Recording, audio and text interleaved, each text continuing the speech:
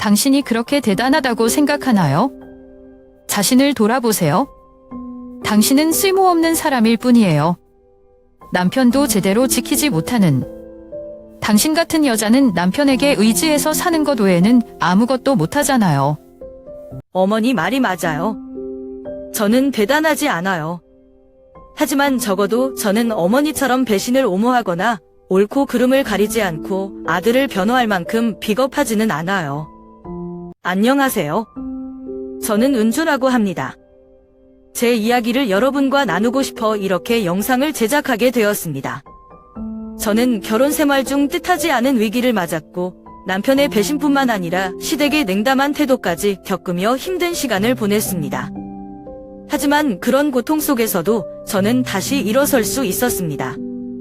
지호와 함께 새로운 삶을 찾아가는 저의 여정을 지금부터 들려드릴게요. 함께 해주세요. 저는 은주라고 합니다. 부산에 있는 해운대 해변 근처에서 남편 승민과 5살 난 아들 지호와 함께 살고 있습니다. 우리의 삶은 잔잔하고 평화로웠고 마치 비 온 뒤의 맑은 하늘처럼 고요했습니다. 남편과 아들은 저의 전부였고 해운대의 파도 소리를 배경으로 하루하루를 보내며 행복을 느꼈습니다. 우리가 사는 아파트는 해변에서 그리 멀지 않은 곳에 위치해 있습니다. 거실 창문 너머로 보이는 바다 풍경과 멀리 보이는 푸른 산맥은 마음을 평온하게 해주었습니다. 부산은 바다와 도시의 활기가 공존하는 곳으로 많은 이들이 꿈꾸는 삶의 터전이었습니다.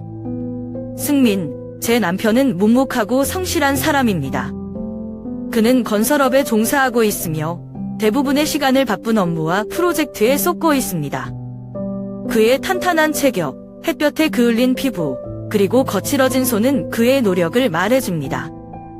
승민은 말수가 적지만 책임감이 강한 사람이었습니다.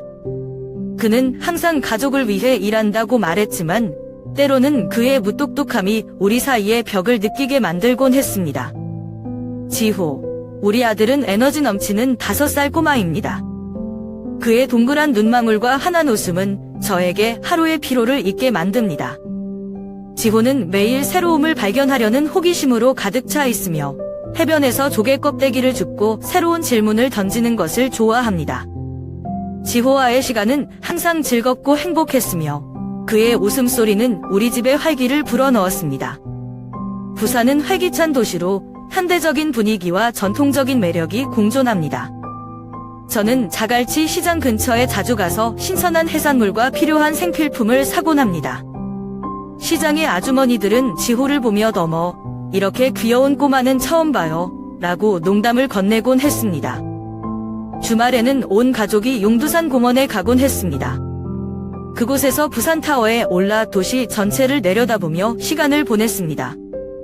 여름 저녁에는 해운대 해변가에 앉아 고기를 구워 먹고 밤하늘에 펼쳐지는 불꽃놀이를 구경하는 것이 우리의 작은 즐거움이었습니다.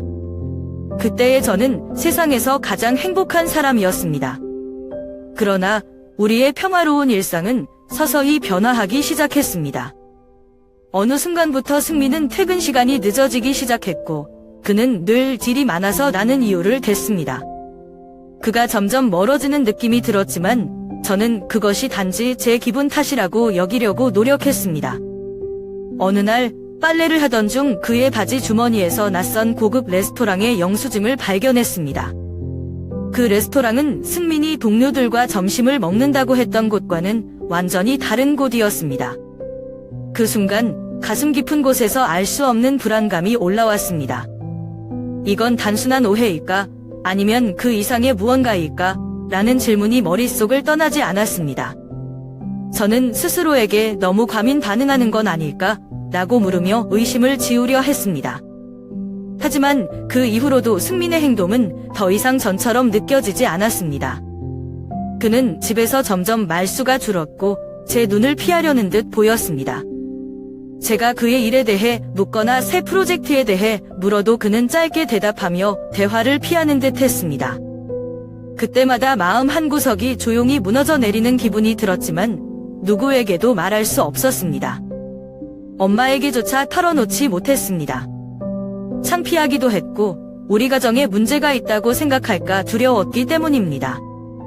하지만 제 마음속에서는 알 수 없는 불안감이 점점 커지고 있었습니다. 그날 저녁은 여느 날과 다르지 않아 보였습니다. 승민은 평소처럼 늦게 퇴근한다고 말하며 거래처 사람들과 중요한 미팅이 있다고 했습니다. 하지만 이번에는 묘한 예감이 들었습니다. 늘 신뢰하던 남편에 대해 의심을 품는 것 자체가 죄책감으로 다가왔지만 그날은 제 의심을 확인해봐야겠다는 생각이 들었습니다. 승민이 집을 나선 후 저는 몰래 그의 뒤를 따랐습니다.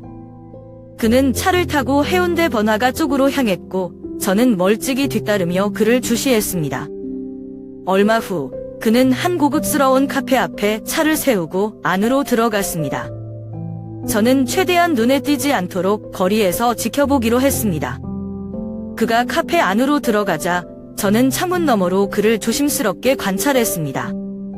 승민은 한 테이블에 앉았고 곧이어 한 젊고 아름다운 여성이 그를 향해 다가왔습니다. 그녀는 긴 생머리에 세련된 옷차림을 하고 있었고 두 사람은 친밀한 분위기로 대화를 나누기 시작했습니다. 그들의 표정과 몸짓에서 묘한 친밀함이 느껴졌습니다. 승민은 평소 집에서 보여주던 무뚝뚝한 모습과는 전혀 달랐습니다. 그는 밝게 웃으며 그녀의 말을 경청했고 때로는 살짝 몸을 앞으로 기울이며 진심 어린 눈빛으로 그녀를 바라보았습니다. 제 가슴은 마치 돌처럼 무거워졌습니다. 사랑과 신뢰로 쌓아온 우리의 결혼 생활이 눈앞에서 부서져가는 것 같았습니다. 저는 충격에 휩싸였지만 증거가 필요하다는 생각이 들었습니다. 떨리는 손으로 휴대폰을 꺼내 그들의 모습을 사진으로 찍었습니다. 그날 밤 승민이 집에 돌아오자 저는 더 이상 침묵을 유지할 수 없었습니다.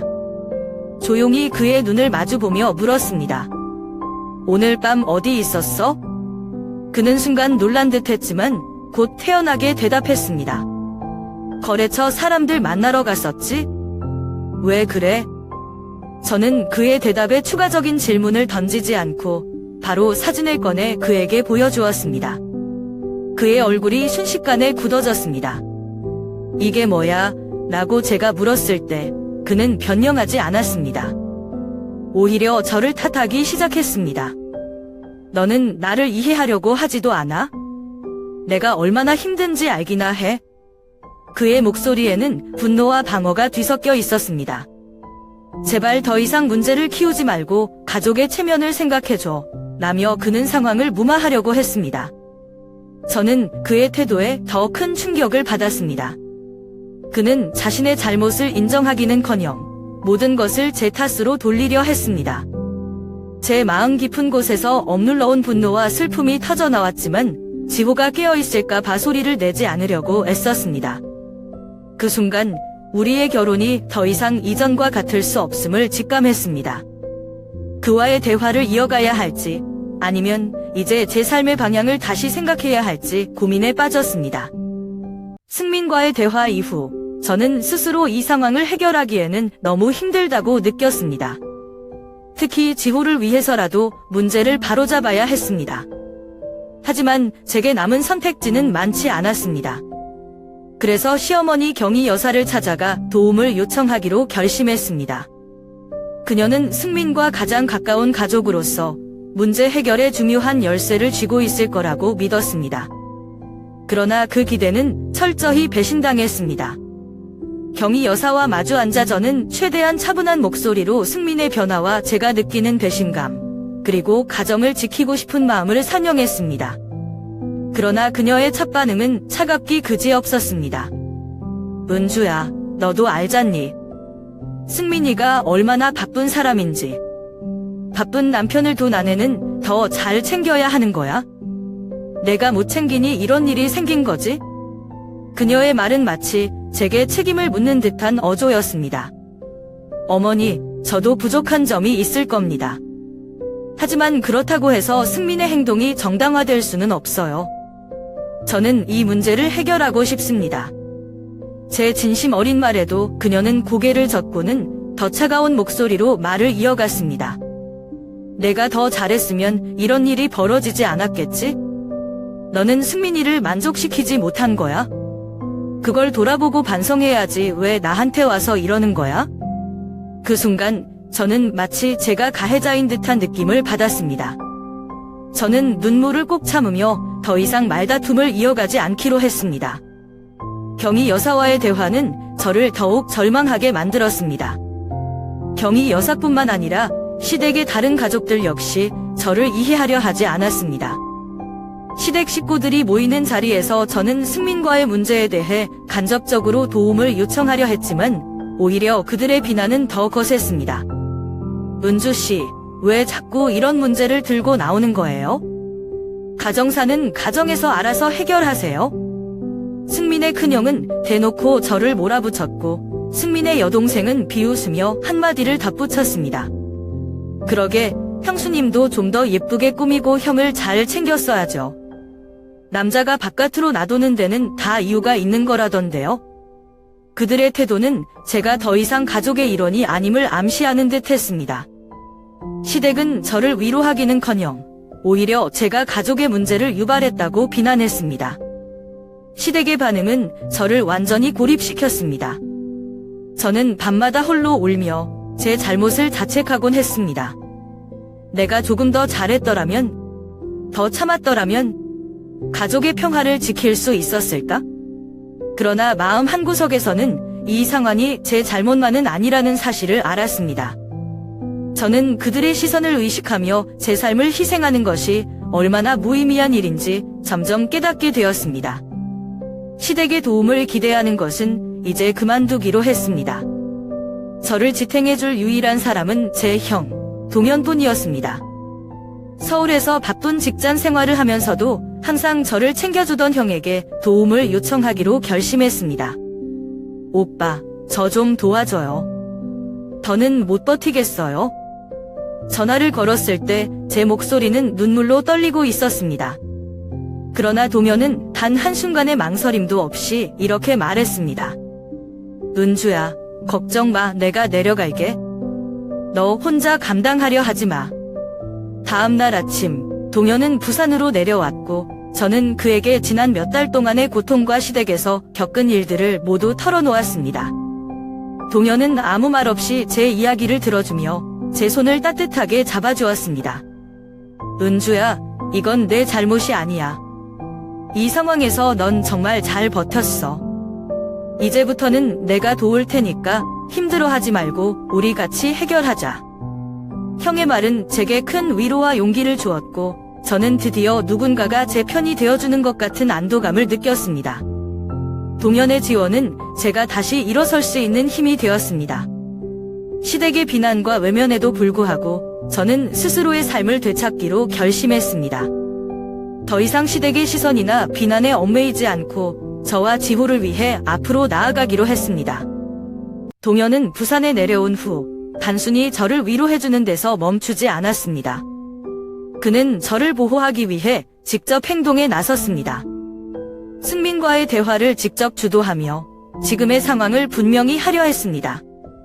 동현은 승민을 만나기 전 저에게 이렇게 말했습니다. 은주야, 내가 할 수 있는 건 다 했어. 이제는 내가 나설 차례야. 더 이상 혼자 짊어지지 않아도 돼. 그의 말은 저를 조금 안심시켰습니다. 그날 저녁, 우리는 승민을 만나기 위해 집 근처 카페에서 기다렸습니다.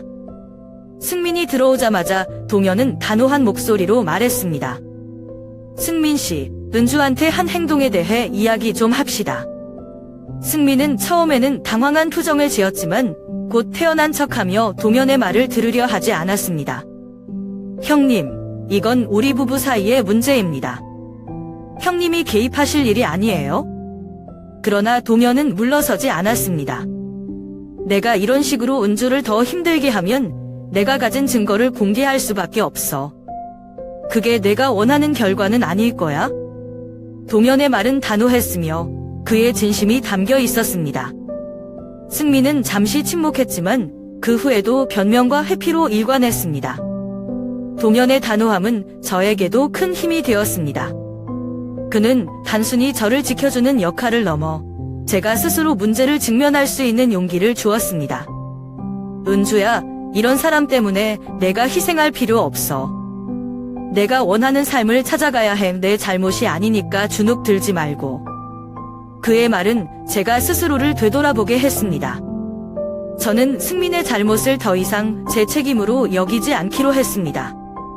하지만 이 모든 일이 끝난 줄 알았던 제게 또 다른 충격적인 진실이 다가왔습니다. 어느 날 동현은 저에게 승민의 금융 기록을 조사한 내용을 보여주었습니다. 은주야, 이걸 봐. 승민이 꽤 큰 금액의 돈을 대출받았어. 이유는 이 문서를 보면 알 거야. 저는 문서를 읽으며 눈을 의심했습니다. 문서에는 승민이 대출받은 돈으로 어떤 여성을 공동 투자자로 하여 카페 사업을 시작했다는 내용이 적혀 있었습니다. 그 여성은 제가 카페에서 목격했던 바로 그 사람이었습니다.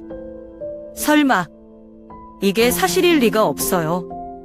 저는 믿을 수 없다는 듯 중얼거렸지만 문서의 내용은 너무도 분명했습니다. 승민은 저와 한 번도 이 사업에 대해 이야기한 적이 없었고 이는 그의 이중적인 삶을 명백히 드러내는 증거였습니다. 이 사실을 알게 된 순간 저는 그동안 승민이 보여준 모든 행동이 머릿속에서 재조합되는 느낌을 받았습니다. 그의 늦은 비가, 점점 멀어진 태도, 그리고 시댁의 무책임한 반응까지 모든 것이 하나의 퍼즐처럼 맞춰지며 저는 더 이상 이 결혼을 지속할 이유를 찾을 수 없다는 결론에 이르렀습니다. 그러나 저는 절망 속에 머무르지 않기로 했습니다. 동현의 지원 덕분에 저는 이 상황에서 벗어나기 위해 행동하기로 결심했습니다. 승민의 이중적인 삶과 그가 보여준 배신은 더 이상 참을 수 없는 것이었습니다.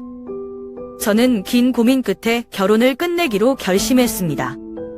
거짓말과 신뢰가 없는 결혼 생활은 저와 지호에게 독이 될 뿐이라는 것을 깨달았기 때문입니다. 하지만 이혼을 결정하는 것은 쉬운 일이 아니었습니다. 승민과 그의 가족은 결혼을 유지하려는 노력을 보이기보다는 오히려 저를 압박하고 위협하며 저의 결정을 뒤집으려 했습니다.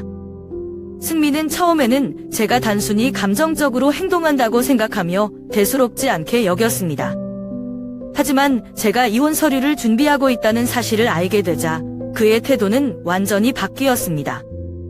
내가 이혼을 강행하면 지호의 양육권은 절대 줄 수 없어. 내가 법적으로 끝까지 싸울 거야. 그의 목소리에는 위협이 가득했고 그의 가족들 역시 저를 몰아세웠습니다.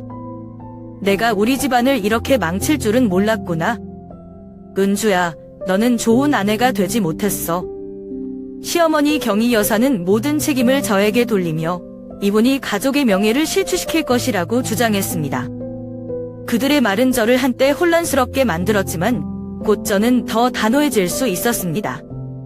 형 동현은 처음부터 끝까지 저를 지지해 주었습니다. 그는 저를 보호하고 승민과의 대립에서 제가 홀로 서지 않도록 법적 조치를 준비했습니다. 동현은 부산의 유능한 변호사를 찾아 함께 상담을 받았고 지호의 양육권을 확보하기 위한 모든 절차를 진행했습니다. 은주야, 지호를 위해서라도 흔들리지 마. 내가 옳은 결정을 하고 있어. 그의 말은 제게 큰 용기를 주었고 그의 헌신적인 지원은 저를 다시 일어설 수 있게 만들었습니다. 이혼 과정은 예상했던 것보다 훨씬 더 어려웠습니다. 승민 측에서는 모든 수단을 동원해 저를 괴롭혔습니다. 그들은 저의 양육 능력을 문제 삼으려 했고 심지어 제가 경제적으로 안정적이지 않다는 점을 지적하며 지호를 데려가겠다고 주장했습니다. 그러나 동현과 변호사의 도움으로 저는 하나하나 문제를 해결해 나갔습니다. 법정에서 제시된 모든 증거는 승민의 부정행위와 그의 무책임한 태도를 증명했고 결국 지호의 양육권은 제게 돌아왔습니다. 법적 싸움이 끝난 후 저는 지호와 함께 우리가 살던 아파트를 떠났습니다. 새로운 시작을 위해 저는 해운대와는 조금 떨어진 작은 동네로 이사했습니다. 비록 집은 이전보다 작고 소박했지만 그곳은 우리 모자에게 진정한 안식처가 될 수 있는 곳이었습니다. 새로운 집에서 지호와 함께 첫날 밤을 보냈을 때 저는 비로소 긴 싸움이 끝났음을 실감했습니다. 작은 창문 너머로 보이는 바깥 풍경과 조용한 공기가 마음을 안정시켰습니다. 엄마, 우리 여기서 행복하게 살 수 있을 거죠? 지호의 맑은 목소리를 들으며 저는 고개를 끄덕였습니다. 그래, 지호야. 이제부터는 우리가 정말 행복한 시간을 보낼 거야. 이사한 새 집은 작고 소박했지만 우리 모자에게는 새로운 시작의 상징이었습니다. 지호가 다닐 학교에서 가까운 위치라 아침마다 바쁜 준비 시간을 줄일 수 있었습니다. 집 근처에는 작은 꽃집이 있었고 저는 그곳에서 일자리를 얻었습니다. 어렸을 때부터 꽃을 좋아했던 저는 이 일을 통해 오랜 꿈을 이루게 되었습니다. 꽃집은 아담한 공간이었지만 향긋한 꽃향기로 가득 차 있었습니다. 고객들에게 꽃다발을 만들어주고 결혼식이나 기념일을 위한 장식을 준비하면서 저는 오랜만에 마음속에서 기쁨을 느꼈습니다. 초기에는 삶이 쉽지 않았습니다. 낮에는 꽃집에서 일하고 저녁에는 지호의 숙제를 돕고 집안일을 해야 했습니다. 월세와 생활비를 감당하는 것도 빠듯했지만 저는 이를 감수할 수 있었습니다. 지호는 새 학교에 잘 적응했습니다. 밝고 활발한 성격 덕분에 친구도 금방 사귀었습니다. 엄마, 오늘 학교에서 친구들이랑 축구를 했어요. 정말 재밌었어요. 지호가 환하게 웃으며 이야기할 때마다 저는 우리가 올바른 결정을 했음을 확신했습니다. 동현 역시 우리 곁에서 든든한 지원군이 되어주었습니다. 서울에서 바쁜 일정 속에서도 가끔 내려와 함께 시간을 보내거나 경제적으로 어려울 때 도움의 손길을 내밀어 주었습니다. 은주야, 힘들면 언제든 말해. 너 혼자가 아니야? 그의 말은 저를 한결 덜 외롭게 느끼게 해주었습니다. 꽃집에서의 일은 단순히 돈을 벌기 위한 수단이 아니라 저 자신을 다시 찾는 과정이기도 했습니다.